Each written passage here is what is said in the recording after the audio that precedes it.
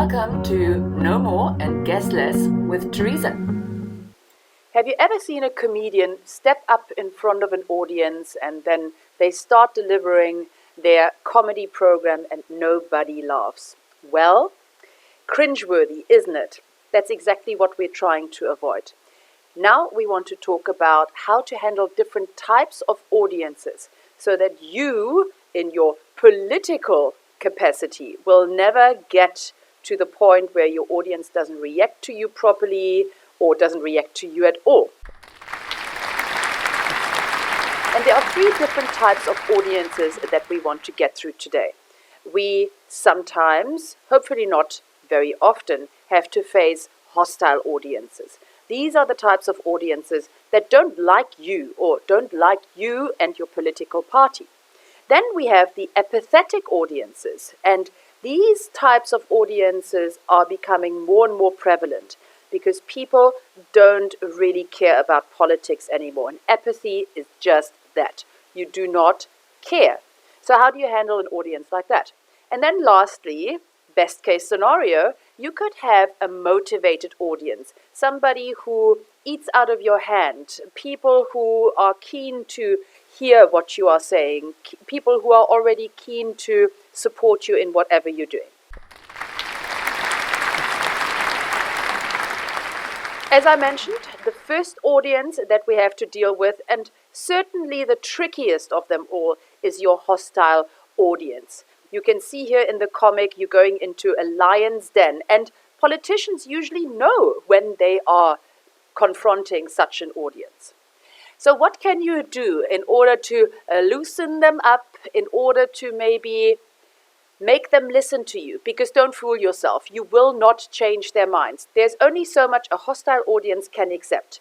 They can go from disliking you profusely to just disliking you. That is a latitude of acceptance that you can achieve. They can maybe go from somewhat disliking you to being neutral, but they will never go from disliking you to actually liking you. But you still have to step up and you still have to handle them. How do you do that? Why not through the use of common ground? Talk about us. Talk about we. Include the audience in what you have to say. And also make sure that you are referring to goals more so than plans, because people can agree on goals but not so much on plans. You could therefore say, I think we can all agree that South Africa needs to have a solid plan in place to combat unemployment. Even a hostile audience cannot deny that this is the truth, and even a hostile audience will not turn their backs on you. Common ground is therefore a good technique. Tell them that you respect them. Respect their opinions, respect their attitudes, maybe even toward you. Not a bad idea. If you have made mistakes in the past, don't apologize for all of them, but maybe acknowledge some of them, or maybe one of them.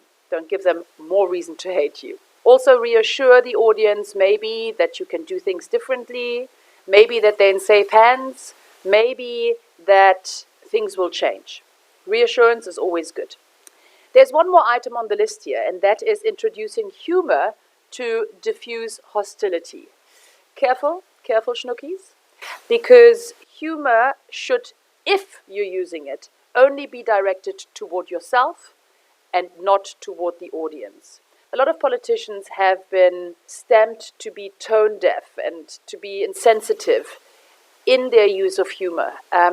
It's a tricky scene to apply humor, the political scene. Therefore, I would rather practice a bit of caution. The second type of audience is the apathetic audience. I would claim that a lot of the young citizens of this country are actually apathetic. They do not give a flying filth about politics. They say, whatever. Now, how do you actually handle this kind of an audience, especially in a time when these audiences seem to become larger and larger? Once again, common ground is not a bad idea. Picking people up from where they are and from their context and what is important to them could also be something good to try. That's exactly what they mean by show how the audience members are affected. Maybe politicians do not really succeed in showing the audience how they can change the government or how they can change the current systems and the current situations of their country. So definitely make it personal. Personalize how their non-apathy can actually help the situation. And definitely try something new. Be out of the ordinary. Quote new and just established evidence. Surprise the apathetic audience. Remember, when you're apathetic, you're tired, you don't care. Make them care.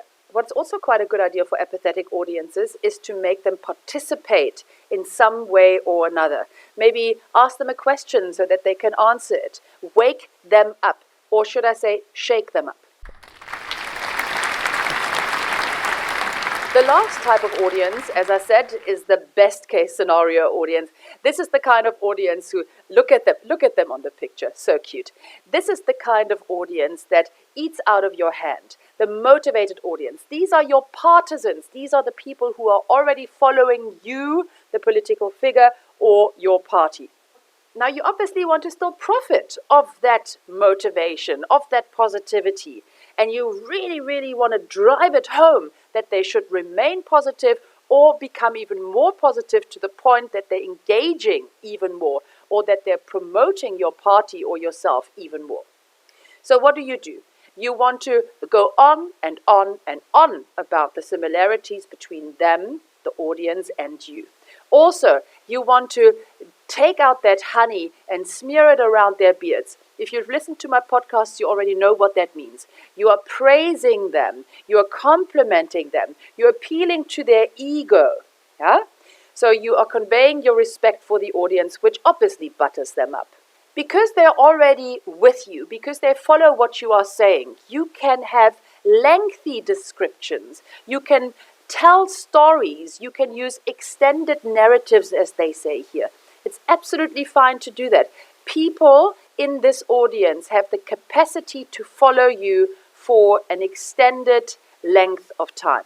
And if you are really good, you can even bring in that sermon-like rhythm, like a Martin Luther King, something that really lulls the audience into this euphoria for you, or build something up within the audience toward the end of your speech.